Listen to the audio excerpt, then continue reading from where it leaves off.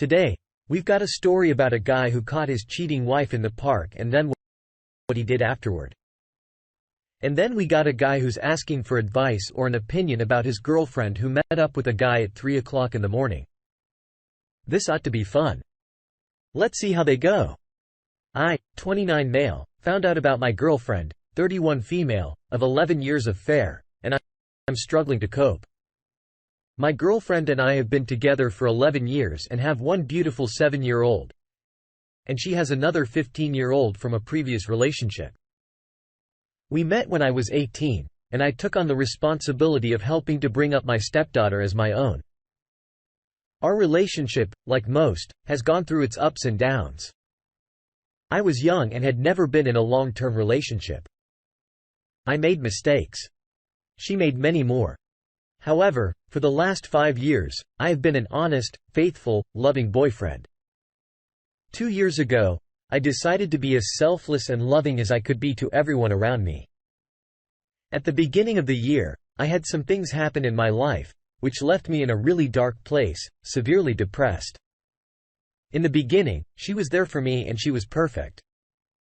She made a calendar to remind me every day how she felt for me. Bought a couple of heartfelt things, which helped me through the hardest times. I haven't been myself for 10 months, and I have admittedly withdrawn, but it was in the darkest moments that I decided I wanted to spend the rest of my life with this girl, and I started to plan my propose. My girlfriend was furloughed for most of the lockdown, but eventually found a new job where she seemed so much happier. At the start of October, I found that my girlfriend was pulling away. She no longer said she loved me, no longer hugged me or kissed me, and I started to have suspicions. I worked on myself in our relationship. She would hide her phone when I was around or quickly exit WhatsApp. However, at the end of October, she started going to the gym. One night, her class wasn't for hours after she'd finished work. Her response was that she would wait outside until the class started. It didn't make sense to me. I called her after work and she sounded like she was in the car, but her response was that she was working late at work and trying to get things finished up before heading the gym. I turned on Find My iPhone to discover she wasn't where she said she was. She was outside another man's house. I confronted her about this, and she lied, saying she was at work and then switched to saying she was picking up a quick tea before class until I eventually revealed that I knew exactly where she was because of the tracker. She blew up that I invaded her privacy and that I was some freak for tracking her every move, and that eventually came out with the truth that, yes, indeed, she was there to meet another man.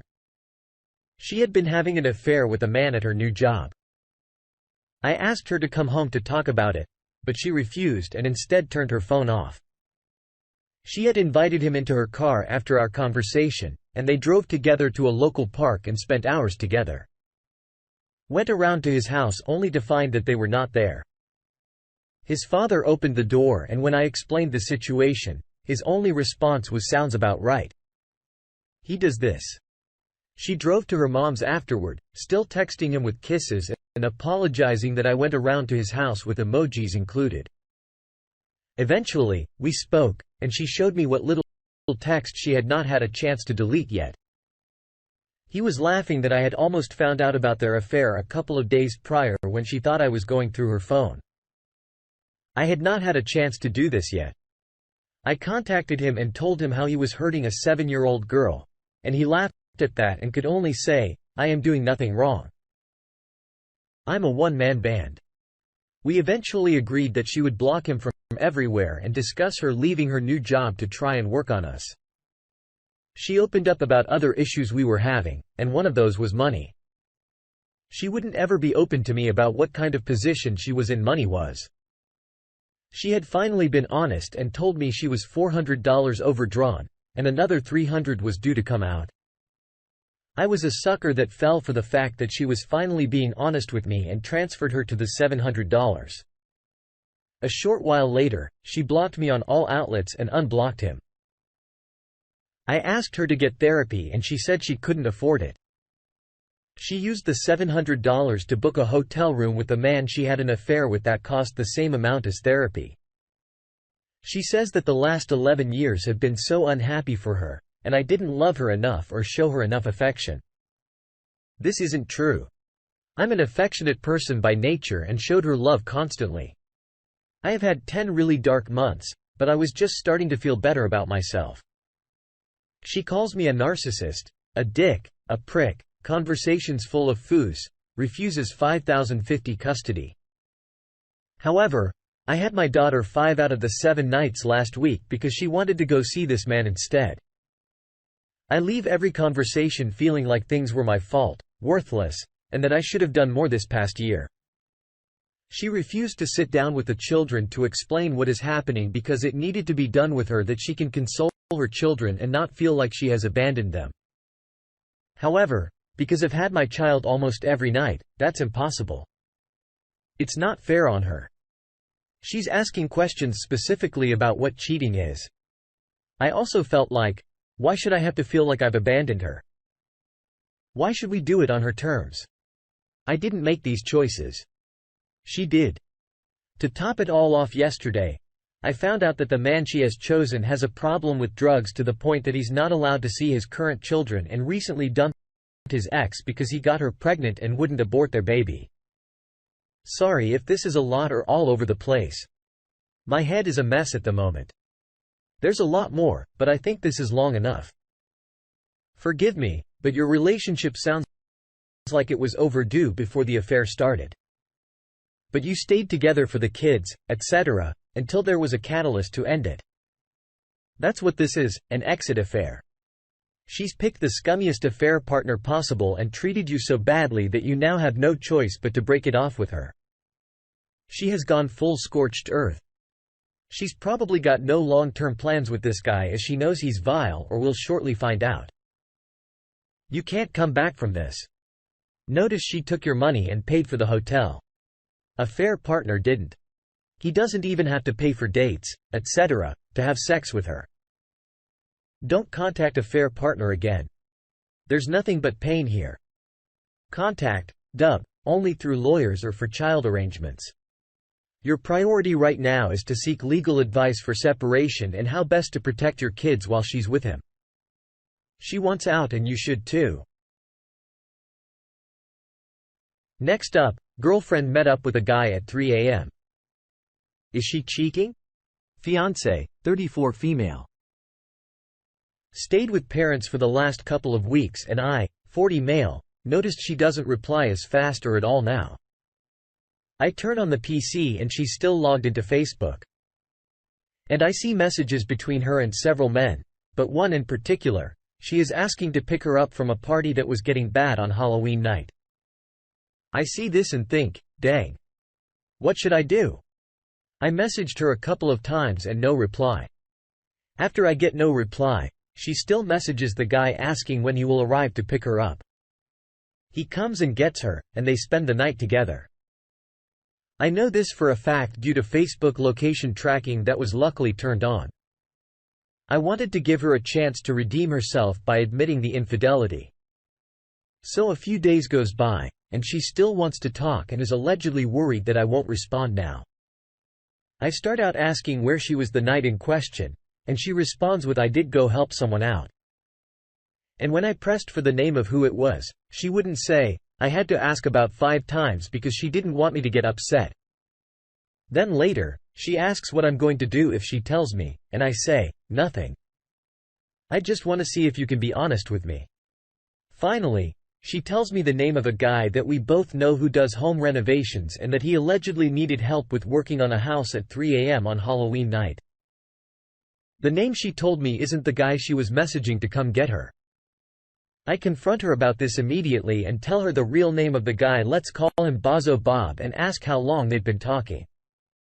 She tried to change the subject about 3 times during this question. She did say not long and not like that at first and then 8 days ago later and he doesn't matter after that. But from the further digging I've done, she was in communication with Bozo Bob for at least 10 months that I can see anyways. So then I ask where they went. She says he took her home after I keep asking where they went and for how long. I confront her about this obvious lie and tell her I know the address, the time, everything about her Halloween night visit with Bozo Bob to do home renovation. I also tell her, I know that she has been in communication for months with him. She replies that he was only trying to get a job with us to renovate a house and that she was trying to help her friend get hooked up with him. Then she says that she was sometimes saying dumb stuff to him to see if you were looking at my Facebook. She then replies that it is all her fault and wants to give up. I reminded her that I gave her an opportunity to come clean and be honest with me. But she still lied and repeated direct questions that should have produced easy, simple answers. Her response? I didn't tell you because I know going out was not a good thing. I didn't want to get you upset about it. Just because I didn't tell you at the moment doesn't mean I was never going to tell you. What do you think?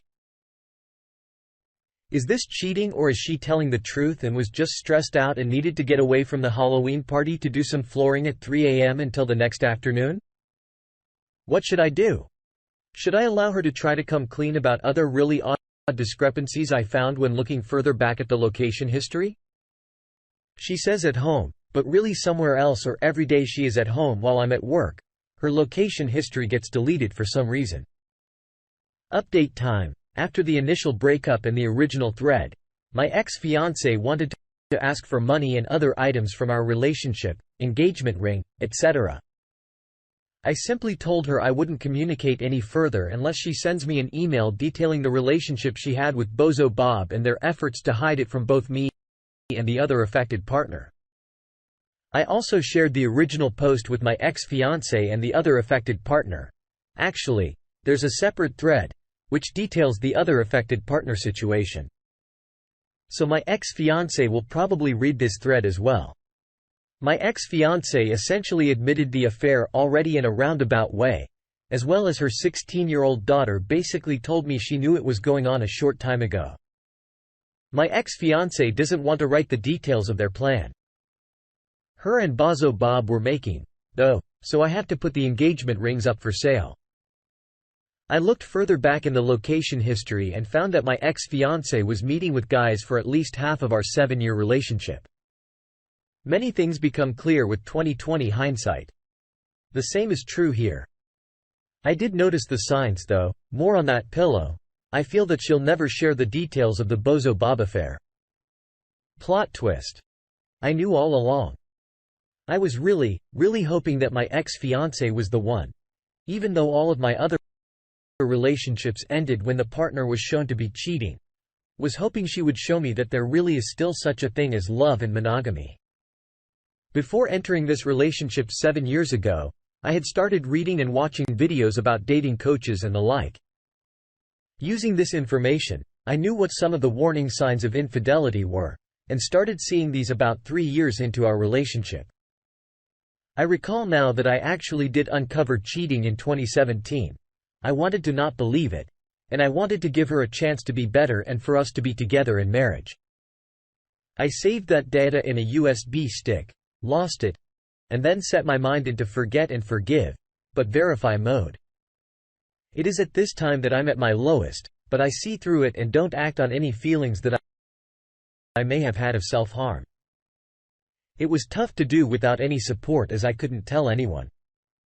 Around this time, I also started actually requiring that my ex-fiancé pay some of the expenses, rent, and bills with her income. Before I didn't really mind footing the bill for most things. Eventually, she used her unemployment and then credit to pay a small percentage, 20 to 25% of our expenses. She also started having her 16-year-old daughter stay with us the past 6 months or so. I continued building my property portfolio, and eventually we decided on and I purchased our forever home in the country. The ex-fiancé is sometimes concerned that I don't put my property in her name as well. Even though I owned most of it before I met her, and also concerned about marrying ASAP. We buy engagement rings, and recently, I was planning our wedding and honeymoon until last month, obviously. I started seeing more signs again, which led to the original post. Now she only tries to communicate with me about her money and expects me to give back the engagement ring and money items she paid towards expenses and bills. Not one word about her affairs as I requested for any further communication. I think you're asking whether there's any point in trusting anyone ever again, and fair enough. You feel completely betrayed right now. I would too. Short answer, yes. But trust is built and maintained. You can use your experiences in this train wreck situation to help you identify red flags. However, without counterbalancing your new supercharged sense of something is wrong with a healthy dose of self-love and self-confidence, you risk becoming a paranoid partner. I would definitely take some time to reinvest the energy you're no longer spending on your ex into yourself. Do things you're passionate about that build you up inside. Get in the kind of shape you'd like to be in. Surround yourself with people that respect you and build you up as well. When you're in a solid spot, that sharp eye for BS will serve you well in the early days of dating, and your self-confidence will attract stable, less crappy partners to the kind of relationship you desire. Best of luck, OP.